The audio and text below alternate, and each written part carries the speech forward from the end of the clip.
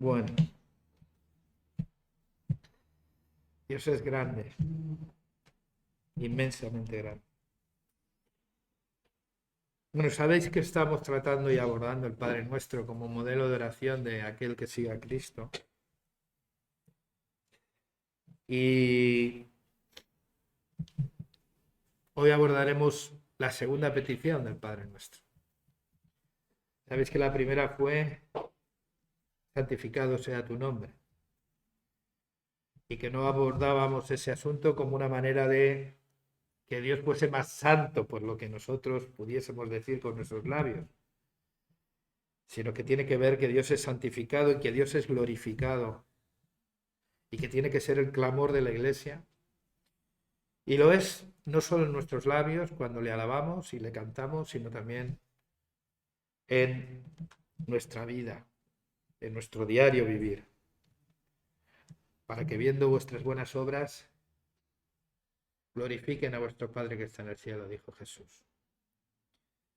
Huyendo de ese texto bíblico también, que acordáis que hablamos de Romanos capítulo 2, en el que decía que por causa vuestra, es el texto de Pablo dirigiéndose a los judíos, aquellos que presumían porque tenían la ley, porque eran el pueblo de Dios y todas estas cosas. A esos les dijo Pablo, por vuestra causa el nombre de Dios es blasfemado. Porque enseñáis pero no aprendéis. Enseñáis que no hay que robar y vosotros robáis. Es decir, la gran lucha, ¿no? Ese gran divorcio que a veces existe entre lo que confesamos con nuestros labios y lo que motiva nuestro corazón, que es lo que distorsiona nuestra práctica, más allá de que sea buena o mala la práctica en sí misma, sino que a veces por nuestra motivación, la práctica de la oración o de cualquier otra práctica religiosa puede ser corrompida. Nos acercamos al venga tu reino. Si os dais cuenta, seguimos postergando el por mí, por todos mis compañeros y por mí el primero, ¿no? No lo vamos a encontrar en todo el Padre Nuestro. Eso no quiere decir que no clamemos a Dios por nuestras necesidades, que luego veremos, sino quiere decir que a veces es bueno postergar esas cosas para pensar en Dios. Y nos dice que lo que inspira y mueve la oración cristiana realmente no es la necesidad del ser humano, sino la revelación de Dios asombrosa y maravillosa que nos conmueve y que nos guía y que nos inspira para orar a Él. Porque lo importante, como hemos dicho en otras ocasiones, no es tanto que oremos, sino tomar conciencia de a quién oramos y tomar conciencia también de lo que pedimos cuando nos acercamos a Dios. ¿Qué quiere decir Jesús con las palabras venga tu reino? Bueno, primero tendríamos que contestar qué es el reino de Dios, qué entendemos por reino de Dios. Sabéis que entre los cristianos hay un lío. Hay quien piensa que cuando hablamos del reino de Dios estamos hablando del mismo cielo, del paraíso. Hay otros que se refieren al reino de Dios como el reino milenial, ¿eh? Del que habla la Escritura. En definitiva, el reino de Dios es la manifestación de la autoridad y la soberanía de Dios en la vida del ser humano, en el mundo creado por él. Manifestación de su autoridad y soberanía que desde un principio fue puesta en cuestión por el hombre y por la mujer que Dios creó. Pecado original, como sabéis, atenta precisamente contra la autoridad de Dios y contra la soberanía de Dios. Cuando Él dice, ciertamente el día que comáis de este árbol moriréis, hay gente que ve en esto un acto de autoritarismo de Dios, ¿no? Que Dios te priva de tu libertad personal. Pero para Dios es tan importante y tan sagrado tu libertad personal que en este acto lo que Dios está haciendo ni más ni menos es que siendo el creador soberano se está autolimitando a ser una opción. ¿Por qué? Porque le está dando al hombre y a la mujer la capacidad de elegir libremente si está con él o no. ¿Qué os parece? Así que si alguien está enamorado de tu libertad, es Dios. Y si alguien te priva de la libertad, cuestiónalo. El pecado original pone en cuestión precisamente la autoridad y la soberanía de Dios. Desde que el pecado entró en el mundo, la soberanía de Dios ha sido puesta en cuestión, ha sido menospreciada y rechazada por el hombre y la mujer. El ser humano vive en una abierta rebeldía contra Dios. El reino de Dios fue anunciado desde el Antiguo Testamento. Y cuando hablamos del reino de Dios, estamos hablando de la soberanía de Dios, del dominio que Dios tiene sobre todo lo creado. Recordamos al rey David en Primera de Crónicas, capítulo 29, versículo 11, cuando estaba recopilando fondos para construir el templo a Dios, hace una oración y dice: tuyos son, Señor, la grandeza, el poder, la gloria, el honor y la majestad, porque todo cuanto hay en el cielo y cuanto hay en la tierra te pertenece. Por eso ofrendar o diezmar, pensando que le estás dando algo a Dios o que le estás ayudando a Dios, es un poco mezquino. Y ejerces el reinado y el dominio sobre todo. Salmo 22, versículo 28 dice: recordarán al Señor y volverán hacia Él desde todos los confines de la tierra y se postrarán ante Él todas las naciones. El reino de Dios es algo que está en toda la Escritura y en el Antiguo Testamento también es anunciado. Salmo 103, verso 19 dice: el Señor erige su trono en el cielo, su realeza lo domina absolutamente todo. También el reino de Dios es un anuncio en el Antiguo Testamento. Fijaos lo que dice Apocalipsis, el último libro del Nuevo Testamento, cuando dice: el séptimo ángel tocó trompeta y se oyeron en el cielo voces poderosas que proclamaban a nuestro Señor y a su Cristo. Y proclamaban: a nuestro Señor y a su Cristo pertenece el dominio del mundo y lo ejercerá por siempre y para siempre. El reino de Dios, además, en las enseñanzas de Jesús es algo troncal, esencial. Es el corazón mismo de la enseñanza.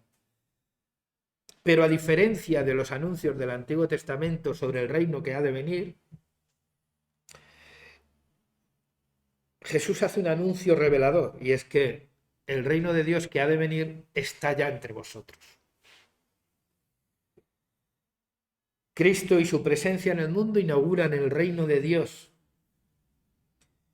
Y en Cristo, Cristo mismo encarna el reino de Dios. Hay textos en los que, por ejemplo, Marcos capítulo 1, versículo 15 dice: el reino de Dios, eso es lo que Cristo predicaba. El reino de Dios se ha acercado a vosotros. Cuando cuestionaban sus milagros y cómo él liberaba por el poder de Dios a los endemoniados, los propios fariseos, la gente que criticaba a Jesús decía que por el príncipe de Belcebú echaba fuera a los demonios. Y Jesús dice, Mateo capítulo 12, verso 28, ahora bien, si yo expulso los demonios por el poder de Dios, es que el reino de Dios ha llegado a vosotros. O sea, no es algo que ha de venir, sino es algo que ya está entre. El mismo Jesús en Lucas capítulo 17, verso 21 dice, refiriéndose al reino de Dios: no se podrá decir está aquí o está allí. En realidad, el reino de Dios ya está entre vosotros. Así que hablamos de la manifestación de la autoridad y la soberanía de Dios que fue quebrada por el pecado, rechazada por el ser humano por su pecado, que ha sido puesta en cuestión y que está siendo puesta en cuestión constantemente por el hombre que quiere reinar y gobernar su propia vida, ser dueño de su destino, pero que se inauguró con la venida de Jesucristo, con el Cristo que se encarnó, que se hizo humano como nosotros. El reino de Dios ya está entre nosotros. Así que cuando Jesús dice, venga tu reino, ¿qué está diciendo? Agustín de Hipona decía, refiriéndose a esta petición, él decía, que declaraba que Dios está reinando ahora. Pero así como la luz está ausente para aquellos que rehúsan abrir sus ojos, así es posible rehusar del gobierno de Dios. Y esta es la condenación, dice la Escritura, el Evangelio de Juan, que la luz vino a este mundo. Pero curiosamente los hombres amaron más las tinieblas que a la luz. ¿Y por qué puede amar a alguien más las tinieblas que la luz? Sigue diciendo el Evangelio de Juan, porque sus obras son malas. Hay gente que le gusta la oscuridad. Y la motivación muchas veces tiene que ver porque sus obras no hablan bien de sí mismo. El reino de Dios está entre nosotros, pero el reino de Dios puede ser negado, rechazado, incluso despreciado por el ser humano. Pero como decía Agustín también, esa es la causa y el problema. Esa es la causa de todos los problemas que sufre el ser humano. Y es verdad. Para Calvino, otro reformador conocido por todos nosotros, venga tu reino era una petición del respeto de la soberanía y el señorío de Cristo en nuestra vida y en el mundo. Así que cuando estamos diciendo venga tu reino, estamos pidiendo que venga el reino de Dios sobre toda la humanidad. Que los ojos de la humanidad puedan ser abiertos, que la gente pueda rechazar la oscuridad y venir a la luz. Para Lutero tenía una dimensión no solamente espiritual, sino también social y política en cierta medida. Orar que venga tu reino es anhelar una vida futura, que la vida futura de justicia y paz esté entre nosotros. Pero que el reino de Dios tiene que ver con su manifestación y su autoridad. A veces lo asociamos a determinadas prácticas.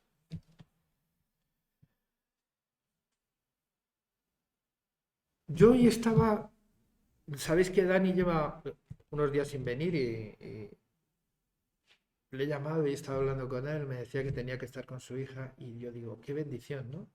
Hemos recuperado a un padre. ¿Sabéis qué pasa?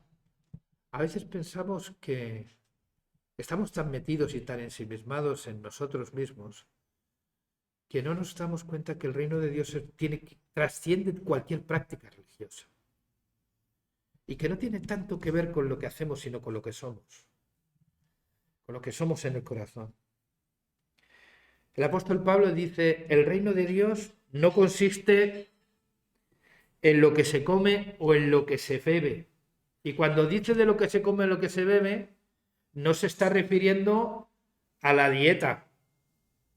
Se está refiriendo a la dieta, pero en su aspecto ceremonial y ritual. Sabéis, si habéis leído el capítulo 13 y el capítulo 14 de Romanos en el contexto es que algunos guardaban el día del Señor y otros no, unos comían carne y otros no, en fin. Por eso el apóstol termina diciendo, hombre, el reino de Dios no consiste en la dieta ritual o en la práctica religiosa ritual, sino que el reino de Dios consiste en la justicia, en la paz y la alegría que procede del Espíritu Santo. Romanos capítulo 14, versículo 27. A veces asociamos el reino de Dios a determinadas prácticas religiosas y creemos que eso es el reino de Dios, pero el reino de Dios no tiene que ver con eso. Tiene que ver con lo que está produciendo en nuestro corazón. Si está produciendo justicia, si está produciendo alegría, si está produciendo gozo. Una justicia que empieza con nuestra justificación, de forma gratuita por medio de Cristo, delante de Dios. Una paz con Dios, una paz con nuestra propia conciencia, una paz con nuestros semejantes y una alegría desbordante. Yo entiendo poco que el cristianismo se tenga que vivir con resignación. Si se está viviendo con resignación, el cristianismo está basado más en la superstición que en el conocimiento de Cristo. El cristianismo es algo que se tiene que vivir como la Coca-Cola. Tiene que ser la chispa de la vida. Se tiene que vivir con alegría. ¿De qué sirve hacer las cosas por obligación y con cara a perro? No sirve de nada. Hacer las cosas por obligación no sirve para nada. Por eso, esta experiencia que se produce en el ser humano cuando acepta a Jesús, que es justificado, que encuentra su paz con Dios, su paz con su conciencia y su paz con el resto del mundo, y que además vive una vida plena, una vida desbordante, con una alegría permanente, esta experiencia no excluye realmente el aspecto de futuro del reino de Dios, porque el reino de Dios es algo que todavía debe manifestarse completamente. Un reino distinto donde no habrá injusticia, donde no habrá dolor, donde no habrá sufrimiento. A modo de conclusión, yo diría que la petición venga a tu reino es propia de alguien que se sabe y se siente que no es dueño ni señor de nada. ¿Os acordáis de la historia que os conté acerca de Agustín de Hipona y la carta que recibió de Proba, era su apellido, la noble romana cristiana, que no tenía seguridad de si ella oraba con eficacia, oraba bien, si lo estaba haciendo bien o mal? Y Agustín le contesta y le dice, mira, esto no tiene que ver, antes de decirte cómo debes de orar, deberías de convertirte en una persona completamente distinta. Y es que la oración es una práctica reservada para el pobre de espíritu. ¿Sabéis quién es el pobre de espíritu, no? Aquel que no tiene nada de qué gloriarse. Aquel que no tiene mérito alguno ni siquiera para presentarse delante de Dios en arrogancia o vanagloria. Pero que de los tales, como dijo Jesús, es el reino de los cielos, curiosamente. Así pues, la petición venga a tu reino es propia, pues de eso, de alguien que se sabe y se siente que no es dueño, que no es señor. Es la oración de alguien que se sabe y se siente pobre de espíritu,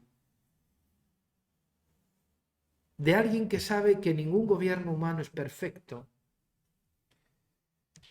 y que solo el reino de Dios puede cambiar a la humanidad. Por eso oramos, venga a tu reino.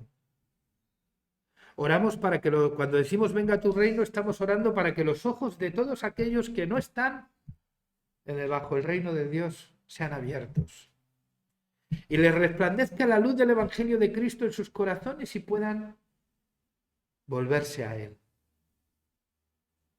Cuando oramos venga a tu reino, estamos diciendo, Señor,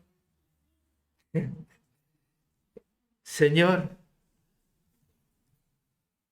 me he cansado de gobernar mi propia vida y de sentirme dueño de mi destino. Y quiero que tú seas quien gobierne mi vida. Cuando oramos también por el reino de Dios, estamos orando porque el Señor venga pronto.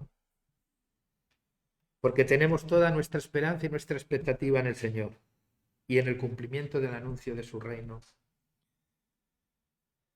que vendrá. Amén. Así que, mira, yo os voy a animar a hacer algo que yo hago últimamente, a que oréis el Padre Nuestro. Pero que lo hagáis con conciencia, sabiendo lo que estáis diciendo en cada una de las palabras que decís, pensando, parando, cuando decís Padre, ¿por qué estáis diciendo Padre a Dios? Cuando decís nuestro, ¿qué implicación tiene eso, Padre? ¿Y qué estás pidiendo a Dios? ¿Qué estás declarando cuando estás diciendo Padre nuestro? ¿Qué significa que Dios esté en el cielo? ¿Qué significa pedir que santificado sea tu nombre y que venga su reino? Amén. Hagámoslo como una práctica y veréis cómo no es tan religioso y tan católico orar el Padre Nuestro. Amén. Vamos a dar gracias al Señor por este tiempo.